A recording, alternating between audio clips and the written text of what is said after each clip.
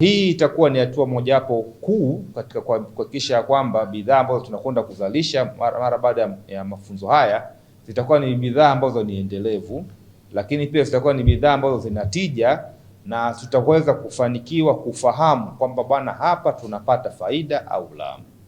Ile dhana ya kwamba TIRDO ni taasisi ya kusaidia maendeleo ya viwanda, hali kadhalika pia REPOA ni taasisi ya kusaidia utafiti kwenu nyinyi.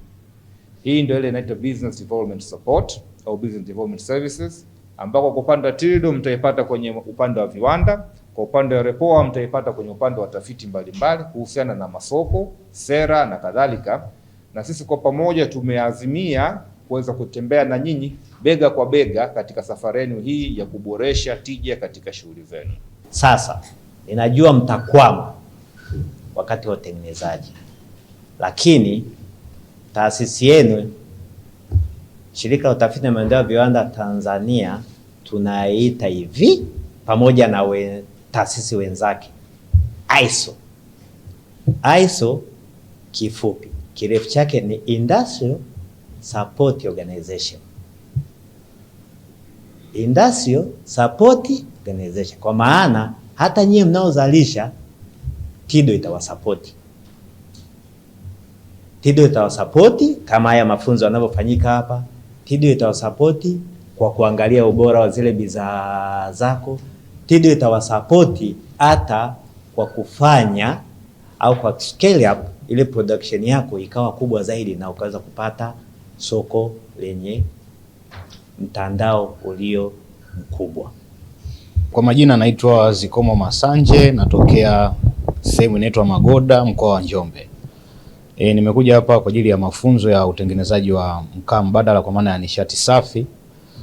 Mimi nimepata msukumo huo kutokana na kwamba mimi ni mdau wa mazingira na nimeona huu mchakato wa utengenezaji wa mkaa mbadala ni sehemu ya utunzaji wa mazingira. Kwa hivyo nimekuja kujifunza njia sahihi za utengenezaji wa mkaa mbadala ili niweze kupata bidhaa ambayo ina ubora. Mikaa ambayo inatengenezwa kwa sasa hivi kidogo haina ubora. Kwa hiyo nimekuja hapa ili niweze kuboresha bidhaa yangu, lakini mimi ni mdau wa mazingira. Kitu kikubwa ambacho nafikiri nitakipata hapa ni issue ya mazingira, ambapo tutaenda kupunguza ukataji wa miti kupitia matumizi au mkaa mbadala. Na tukiweza kuboresha vizuri, tutakuwa na wadau wengi zaidi na tutapunguza uharibifu wa mazingira. Naitwa Mwajuma Selemani Hamisi, natokea kijiji cha Kwasunga kilichopo wilayani Handeni mkoani Tanga. Kwanza kabisa namshukuru Mungu kwa kupata fursa hii ya kuja kuhudhuria mafunzo ya nishati safi hapa TIRDO jijini Dar es Salaam. Lakini pia naahidi baada ya mafunzo haya nitakwenda kuwa mwakilishi mzuri wa kutoa elimu kwa wengine juu ya matumizi sahihi ya nishati mbadala ya kupikia. Kwa maana kwenye jamii zetu muamko upo lakini bado ni mdogo, lakini naamini baada ya mafunzo haya kwa vitendo, tena mafunzo haya tumeambiwa tutayafanya kwa kisayansi zaidi, naamini nitatoka hapa nimeiva na nitakwenda kuwa ni mdau mzuri wa kuhamasisha na matumizi yale ya nishati safi kwa vitendo zaidi. Majina naitwa Omari Ahmadi au Kiduo, natokea kijiji cha Kwasunga, kata ya Kwasunga, wilaya ya Handeni mkoani Tanga. Mimi natoa shukurani za dhati leo hii kushiriki mafunzo haya ya nishati mbadala au mkaa mbadala.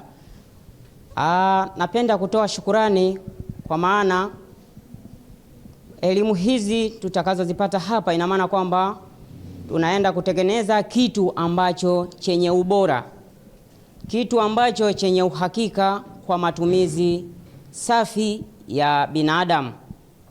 Hivyo tulikuwa tukitengeneza bidhaa hizo lakini hazikuwa na ubora.